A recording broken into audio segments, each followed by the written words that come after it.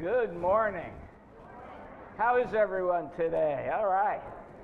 I'm Reverend J. Wolin, settled minister here at the Unitarian Universalist Church of Sarasota and Lakewood Ranch. We want to especially welcome any visitors that we may have here today, and both in person as well as online over live stream on YouTube. We invite our visitors to participate in any of our events, and we welcome visitors to find out more about us and Unitarian Universalism. We invite you to, by doing so, to maybe to register on our virtual guest book, which you can find via a link on our homepage, uucsarasota.com. And if you do, you will receive our weekly newsletter and links to our Zoom meetings that we have. If you're in person, we have a sign-up sheet right outside the door as well. And as well, we invite you to coffee and conversation after the service. And today, we have something special. We have a nice sheet cake. We're going to be having a new member recognition ceremony here. And to honor our newer members, we're going to have a cake over in the Lexau wing. And if you are new and don't know where that is, just ask somebody, and they will point us to the building right opposite the sanctuary. And so now we will have our special announcement today about embracing our differences by Jody Beresford.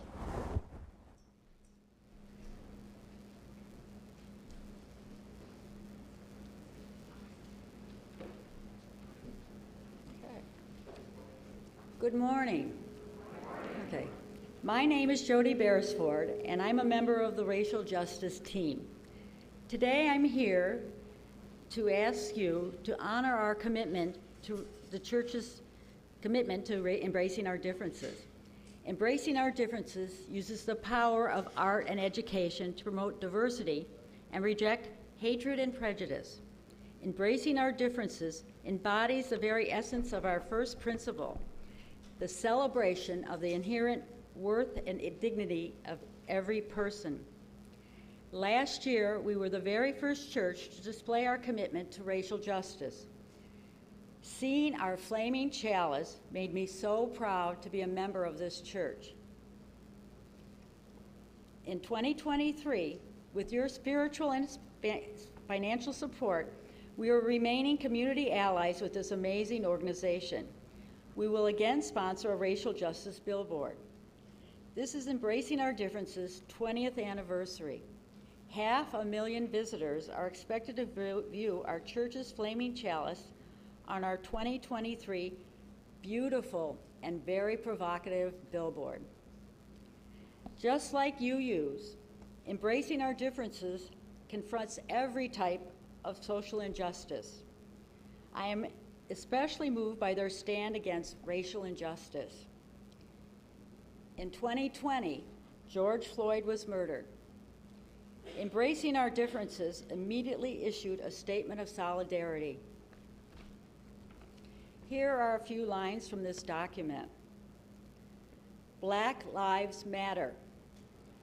This is not an academic or political issue. It's a matter of life and death. Diversity is the very fabric of the American experiment. When that fabric tears, people of color die. The body count goes back for centuries. The time has come for peace and justice. The value of diversity is what holds this nation together. This is what we stand for at Embracing Our Differences. This is what we stand for as Unitarian Universalists.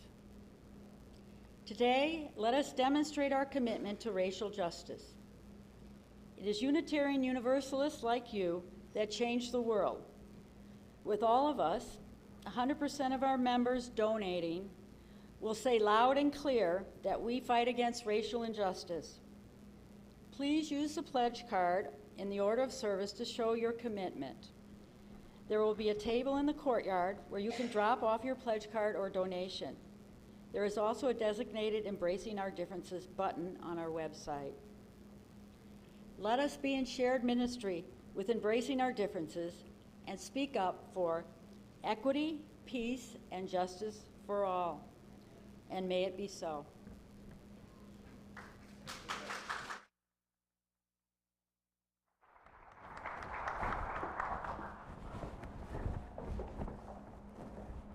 Jody, for your commitment to this project and keeping it going, and inviting the congregation as well to participate. Very important. My first week here when I was candidating last April, that was one of the billboard was up down in the park, this Bayfront Park, and it really was very, very impressive, and was so happy to see this church being involved in such a way. Our opening reading today is Covenant by Reverend Dr. Rebecca Parker. Let us covenant with one another to keep faith with the source of life, knowing that we are not our own, the earth made us.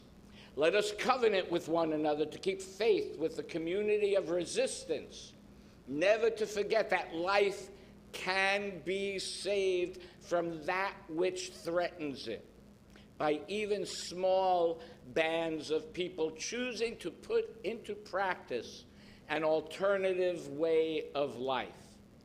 And let us covenant with one another to seek for an ever deeper awareness of that which springs up inwardly in us, even when our hearts are broken by our own failure or the failures of others, cutting into our lives, even when we have done all that we can, and life is still broken. There is a universal love that has never broken faith with us and never will. This is the ground of our hope and the reason we can be so bold in seeking to fulfill our promise. Now, please join me in saying the words of affirmation which are printed in your order of service as we light the chalice. As we light this chalice, the symbol of Unitarian Universalism, we affirm our fourth principle, the acceptance of one another and encouragement to spiritual growth in our congregations. And now it's great pleasure that I introduce our special guest musician, Jamie G., who will join us, and we'll do a sing-along of our hymn number 38, Morning Has Broken. So please rise in body and or spirit as it moves you.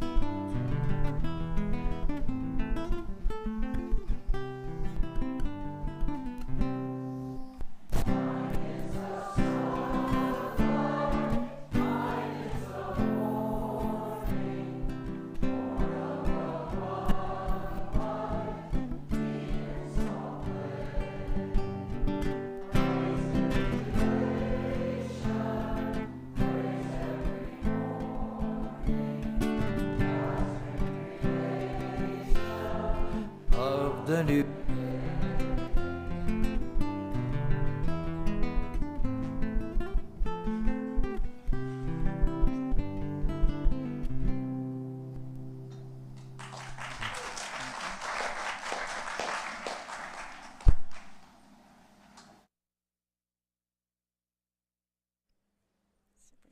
a little bit.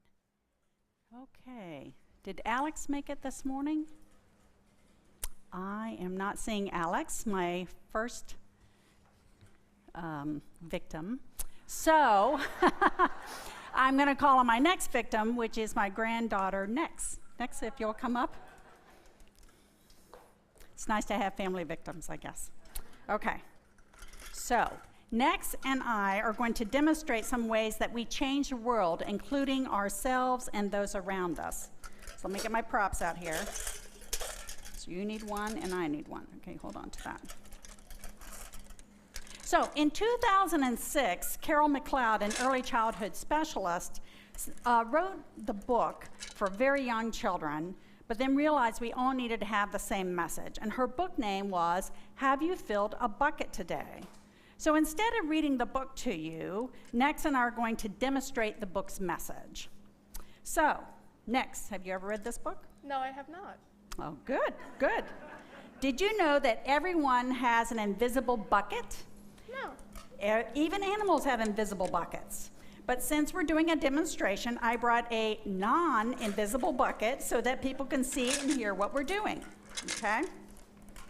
First off, I want to say that everyone is responsible for their bucket. Do you know how to fill up your bucket? No. From the day that you were born, people have been filling your bucket when they have held you and played with you and took good care of you. Even when they changed your stinky diaper, they were filling your bucket. So, what were they filling the bucket with? Love? Love. Love, joy, and happiness. So soon you began filling your own bucket when you learned to do new things like drawing something creative on the computer. So your bucket gets filled when you feel good, or happy, or proud, or loved. Do you know what we call those feelings? Joy. Very good. They are joyous feelings, but we call them very positive feelings. Did you know that you can fill up other people's buckets too? What would be a good way to fill someone else's bucket? Giving them a gift. Giving them a gift. What else? Taking them out for food. Taking them out for food. That would be a good one. One more.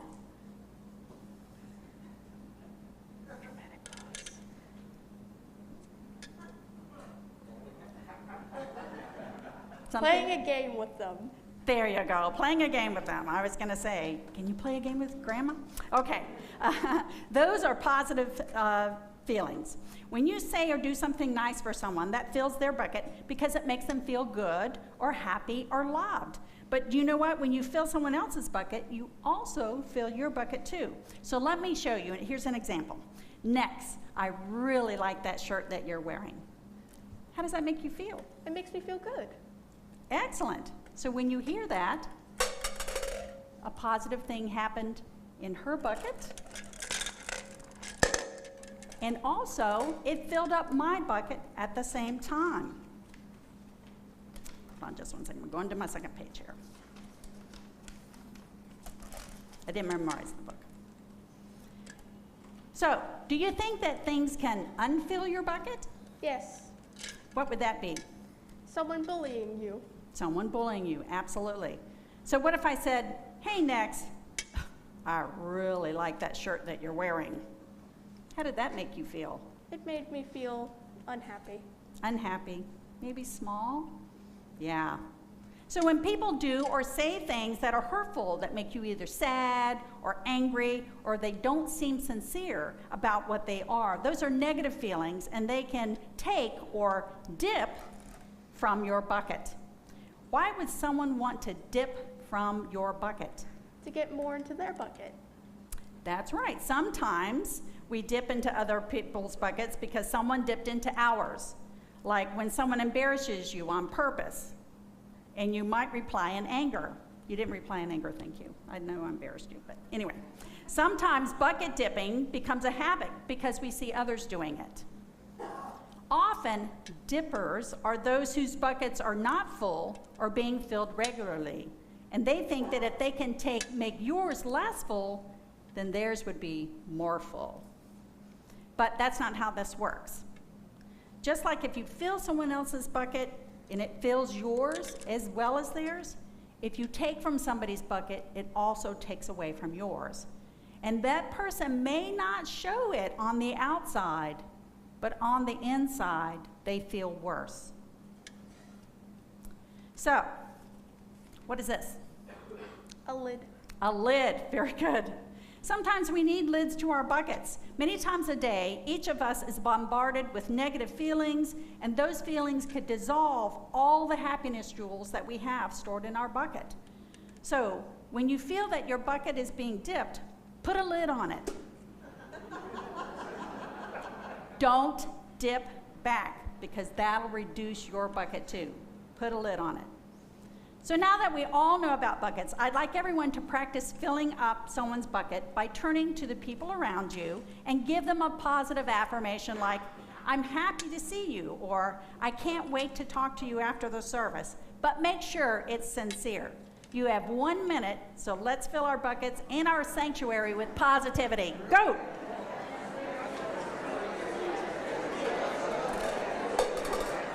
Drop some pins in.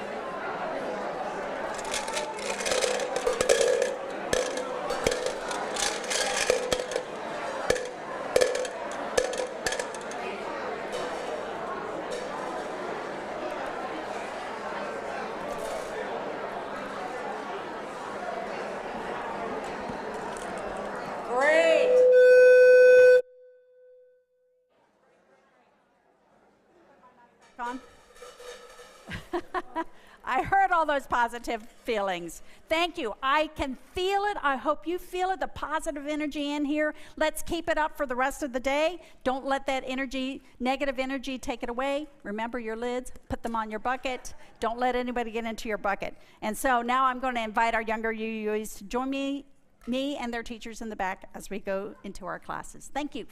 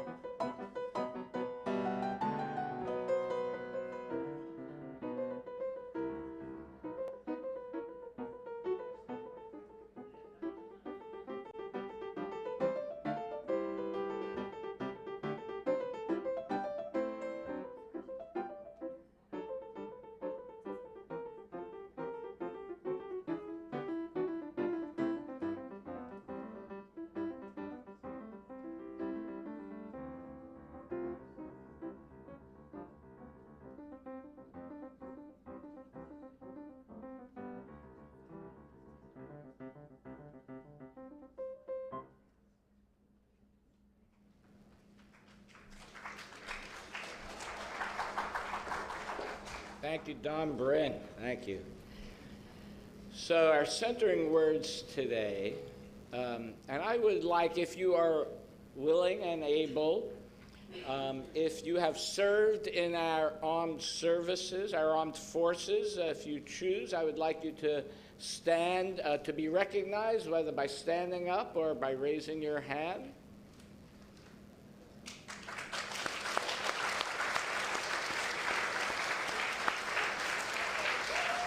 Thank you.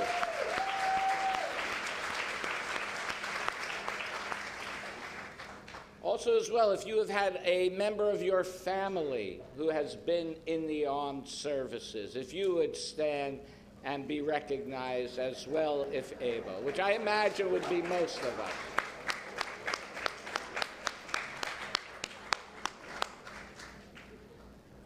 And so for your and for their service, recognizing it was Veterans Day, that's why I asked for this, I would like to offer this prayer to all who have served.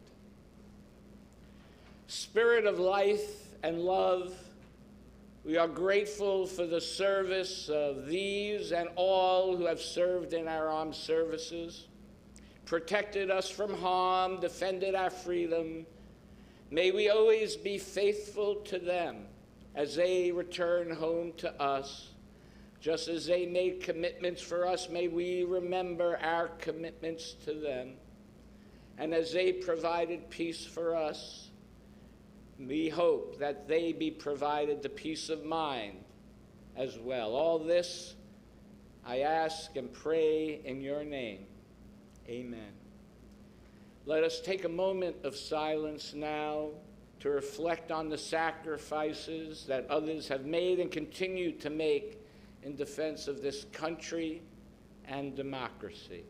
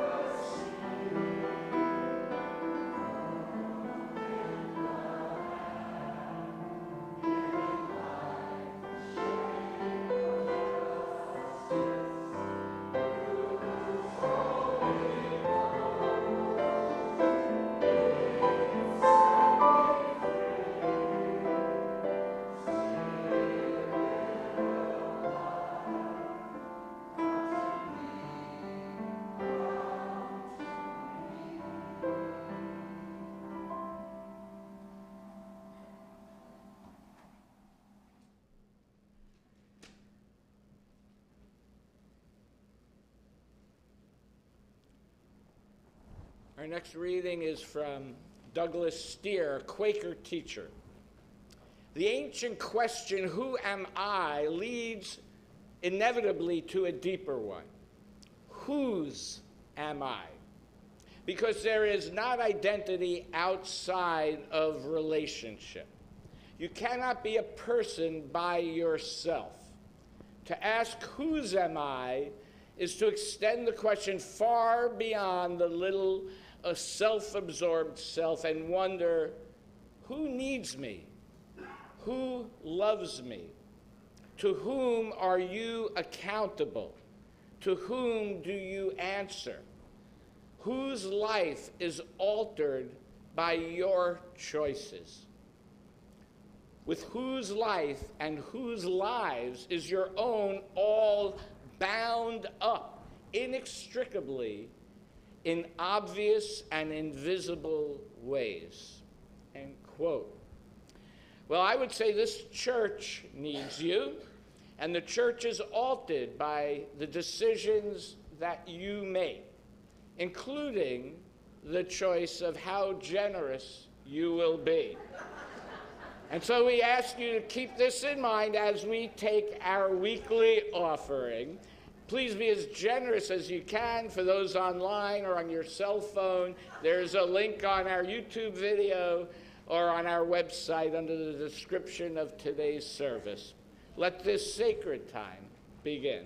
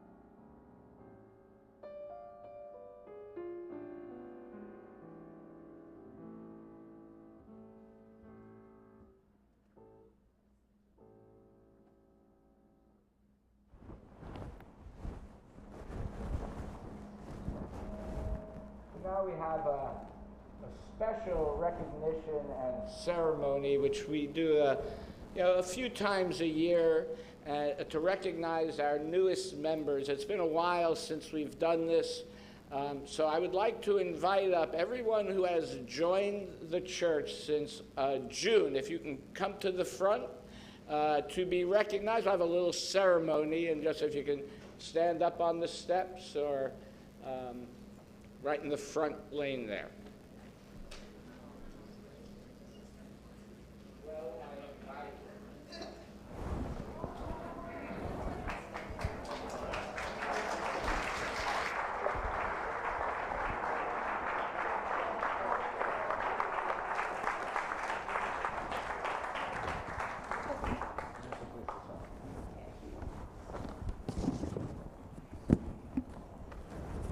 Good morning. My name is Claire Flannery, and I am the chair of the membership committee.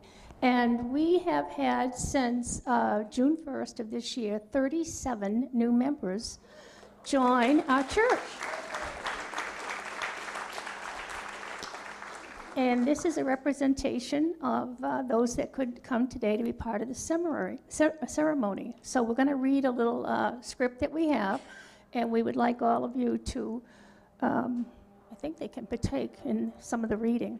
Don't forget, after this ceremony, we want all the new members to rush to the Lexau room. After the service. Rush to the Lexau room because we got a beautiful cake, and then you can get to talk to all of them. So now is the time during the service that we honor our newest members and their decision to join our congregation. We encourage you to share with us your creative thoughts, your vital experiences in life, your doubts, and your dreams about what life and our lives together can be. No, that's all right. It is a joy, an absolute joy to welcome each of you as a member of our community. Becoming a member of this church is an important step, but it is just the first step. I encourage you to grow your religious life and to explore and share your unique gifts with the church. Will you journey together with us, sharing the joys and responsibilities of membership? If you agree, please say yes.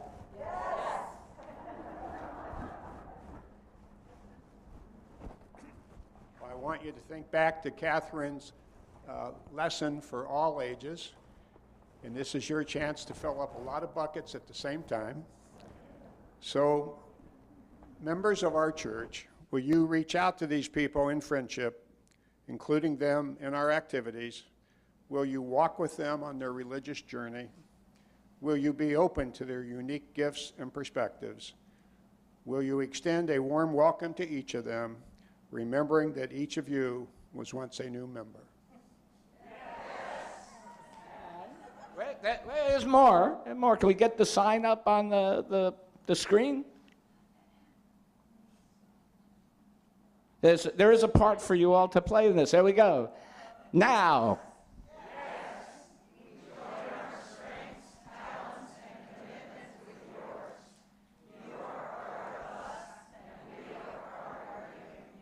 Ours is a shared ministry to help each other find meaning in life and to build a just and compassionate life and world, working to fulfill the mission of this church.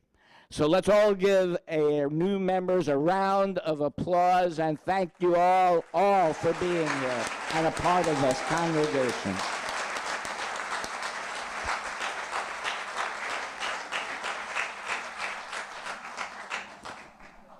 And yes, there will be cake.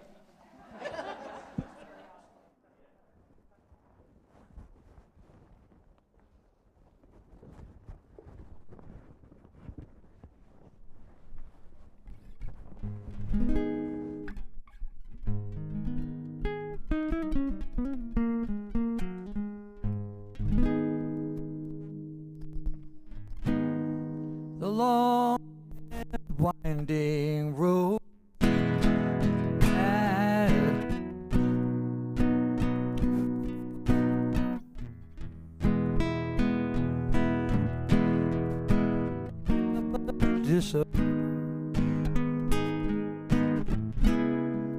that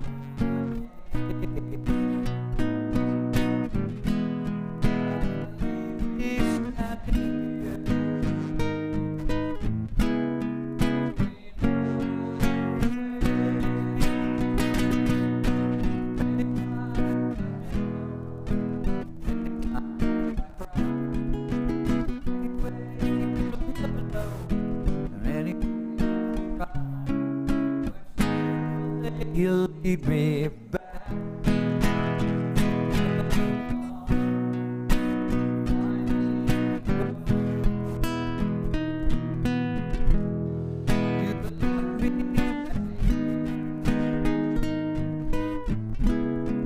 Lead me to your door.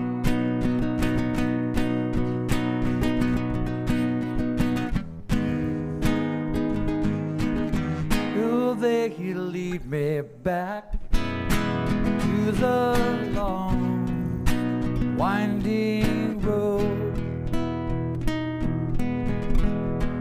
You left me standing here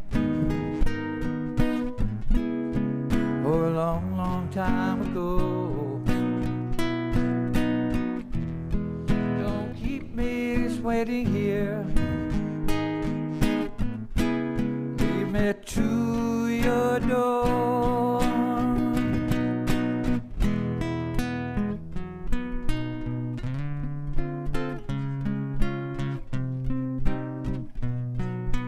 Yeah, yeah, yeah.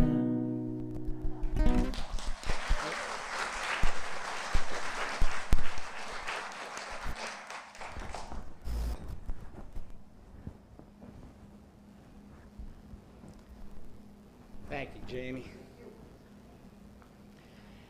So in my recent worship training, I asked participants, why do they come to Sunday services, or why do others come to Sunday services?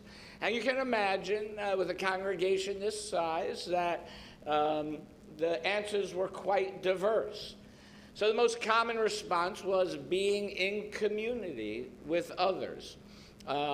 Other answers included to have my spirit fed, to obtain a nugget of wisdom, how to make our life and world better, explore the mystery of God, believe in the church message, feeling safe, they find comfort, they seek inspiration, they feel welcomed, discover like-valued individuals, they connect with allies. And that is really, to me, the beauty of Unitarian Universalism, is that we as a religion are not rigid. And there is room at the table to encompass all of these hopes. Maybe not all in 1 hour every Sunday, but over time, I think these can all be experienced. And I'd like you to really think of religion as a verb. The etymology of the word religion stems from the Latin religio, to bind together. So religion is not only about what we believe, but what we do and who we bind ourselves to. And it's a very difficult thing for many people to choose a religion, maybe not of our birth, which is similar for me and many others. We're here because we have found that this community allows us to search for who we are and what we believe in. Becoming a member of a Unitarian Universalist church or congregation was my first acknowledgement, public acknowledgement of that choice. And many of you have made a similar choice. And of course, there are many who were born and raised as Unitarian Universalists, and hopefully they as well have experienced this in our religion as they grew up, this exploration to find who they truly were, so that they too can be fulfilled and find wholeness, which is what I think we would want for anyone. So the children of today, I would say more than ever, actually, need a place that they can come to grow religiously, with an open mind and with an open heart. So how does one become a member of this congregation? Well, our bylaws clearly set out the requirements of membership. They're actually quite simple. You have to be 17 years of age. You're required to sign the membership book, and you must be in sympathy with the purposes and objectives of this church, and you must be willing to undertake the responsibilities and privileges of membership. That's the privileges of membership. That sounds like a credit card commercial. But those responsibilities are defined as, I should have used that for the offertory. So those responsibilities are actually defined in our bylaws, and I quote, participation in the life of the church and ongoing support of the church with an identifiable annual financial contribution within one's means, end quote. We also, I do want to point out, allow for a junior membership for those aged 13 to 16. I'm not quite sure if that's like sitting at the children's table at meals. I don't know. But I don't know that we have any right now. In the aforementioned bylaws, though, members must be willing, it says, to undertake the privileges of membership. Now, of course, in our association, there is the privilege of voting. It's something that is unique to our way of governance compared to many other religions. And in our bylaws, there are a few very specific things that we vote on. But we do not have a bishop or a presbytery to answer to. We answer to ourselves, each person to their conscience, and to other members, this church, and to the Unitarian Universalist Association. We vote on very specific things, as I said, such as calling or terminating a minister, which you did in May 1st of last year when you called me. You took a vote, and hopefully that happens very infrequently, I'll just say. As well as voting for nominees of your Board of Trustees. You should be getting a biannual UU World magazine. If you don't, please contact the office. And members get the opportunity to serve on committees. Now, you may say, is that really a privilege? I don't know. But, because, everybody has different experiences and circumstances. Many people just come on Sunday mornings, right, to participate in worship or watch us on YouTube. And the truth is, membership can be as simple or as complex as you want it to be. And either way, you are not judged by your choice. There are some I see only on Sundays, and there are some literally I see 4 or 5 days a week coming here for committee meetings. Their commitment to this church is just so strong and appreciated. Every person comes here with different life circumstances, needs and abilities. We have some members, we're starting to see more of them, who are only here 4 to 6 months a year. We have members who cannot attend due to physical limitations, and they support us to show the love they have for us, as well as the love they have received from us in community. And interestingly, due to COVID, right, we've implemented multi-platform meetings and online worship. So even if you're not here physically, you can still stay connected in some way. Now, I remember my first board meeting here. It was so interesting. We had one of the board members was in Italy, another was in Canada, another was in, I think, North Carolina. So technology, I point out just that technology allows us to maybe think more expansively about our membership and ways to keep people who aren't maybe physically here all year round connected in ways that previously they were not able to. But by becoming a member, and I think this to me is really the critical part for me, by becoming a member, we create a psychological commitment to being part of this community. It is a public statement of identity that we make when we become a member of this community. And as a member, the more you engage with the community, the more meaning that you will obtain. And it is our goal, my hope, I will say at least, to help people find meaning in their lives in ways that are meaningful to them. Through engagement, you have the opportunity to be changed by and grow from your experience here. And this is for whether you've been a member for one day or for 20 or 30 years, growth is always possible and important.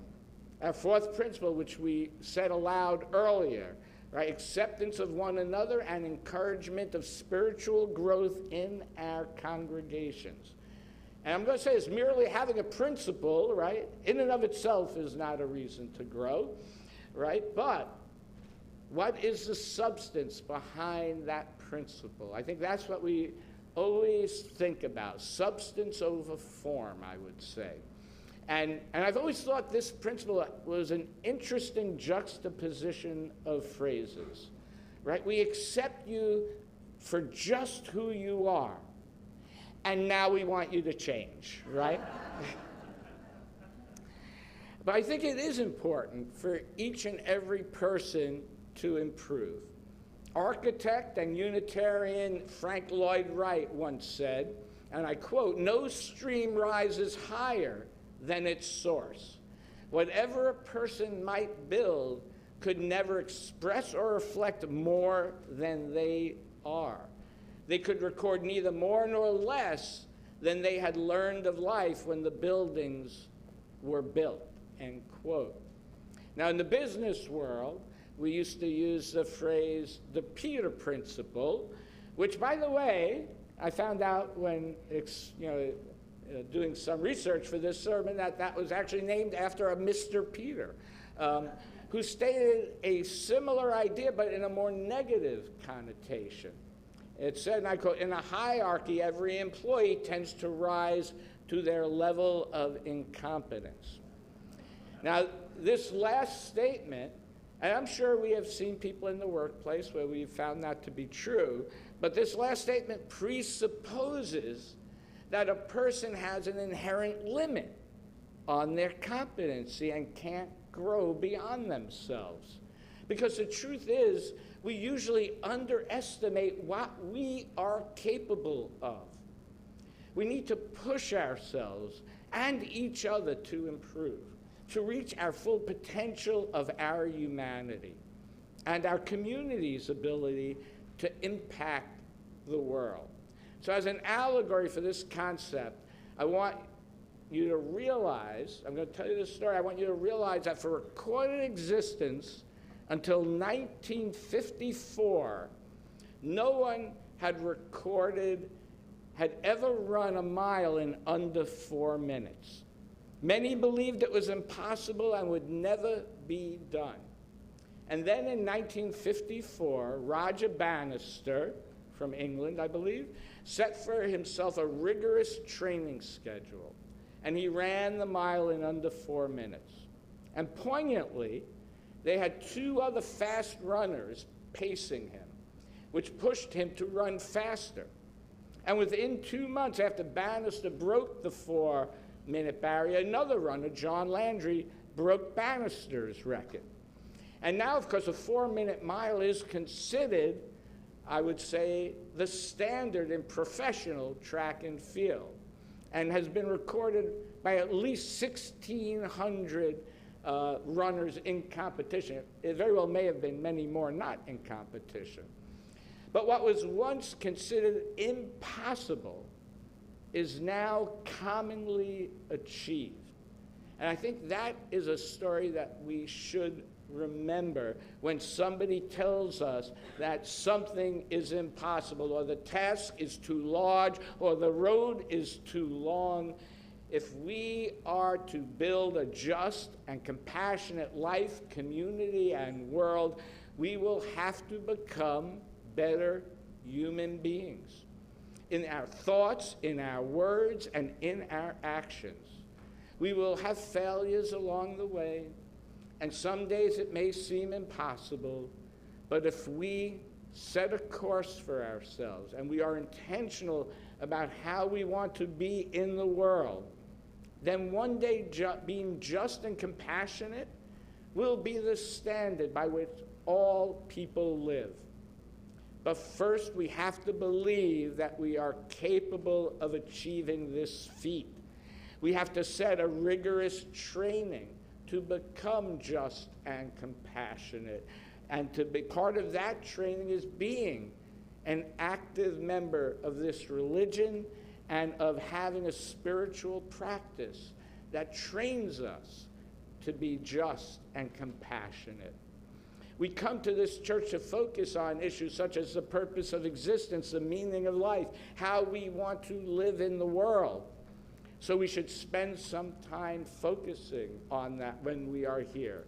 And there is a constant tension, let's be honest, there is a constant tension between looking inward and looking outward.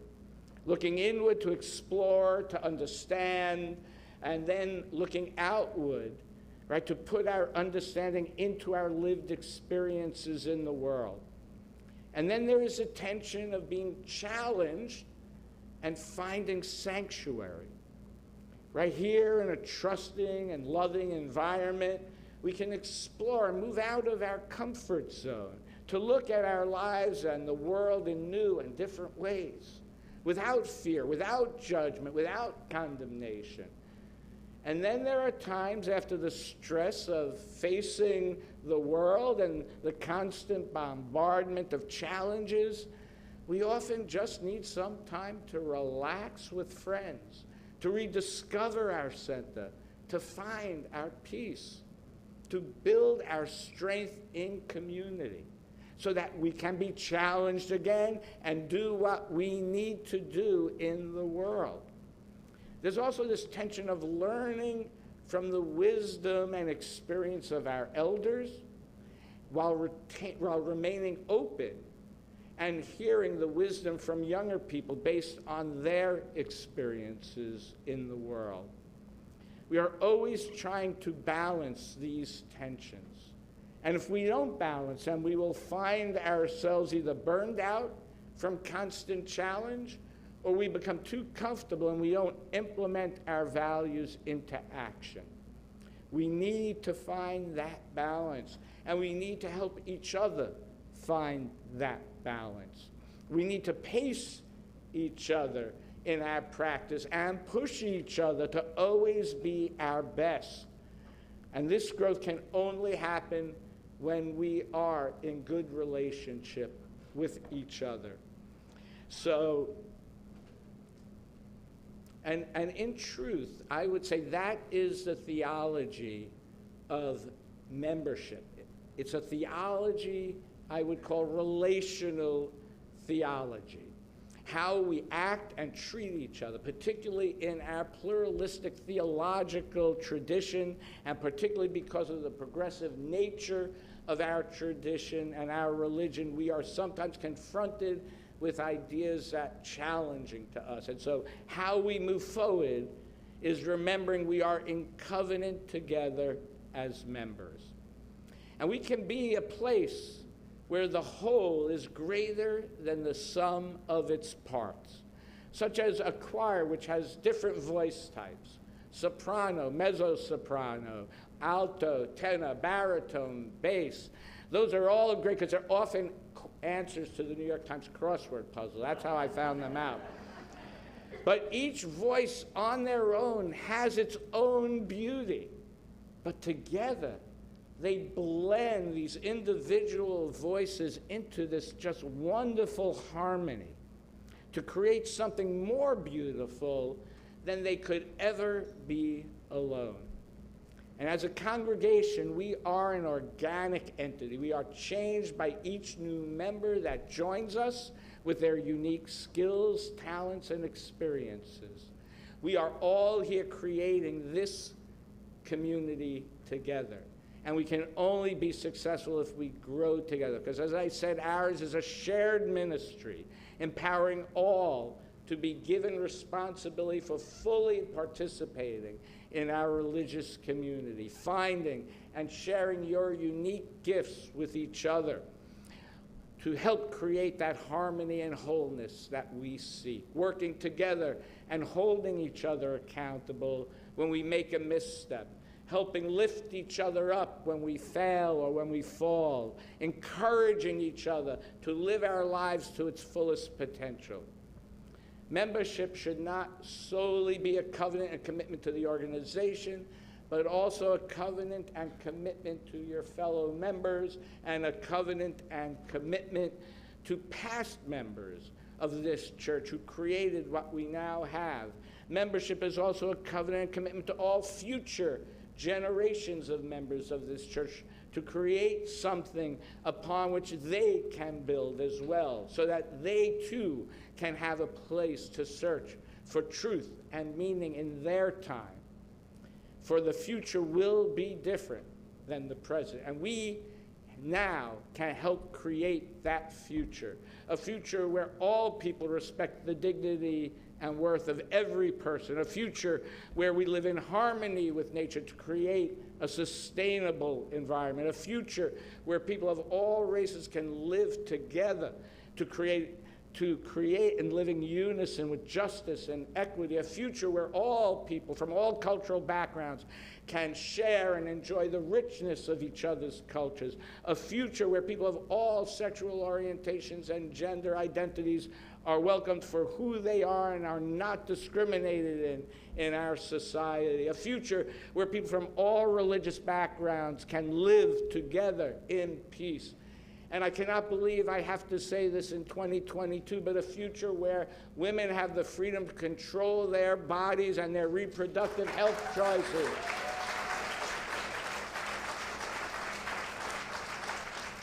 We have to believe all of this is possible.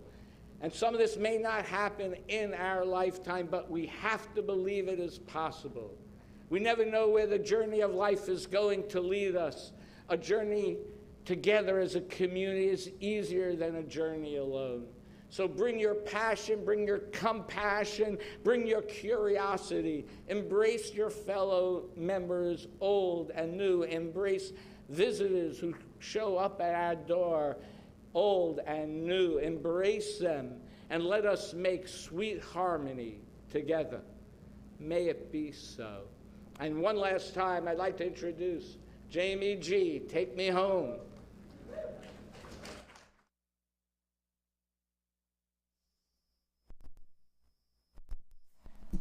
We should have some fun with this song.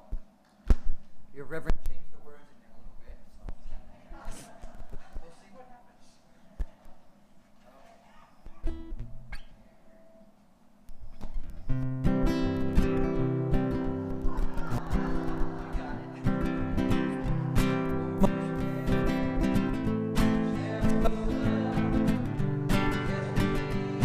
To Anna.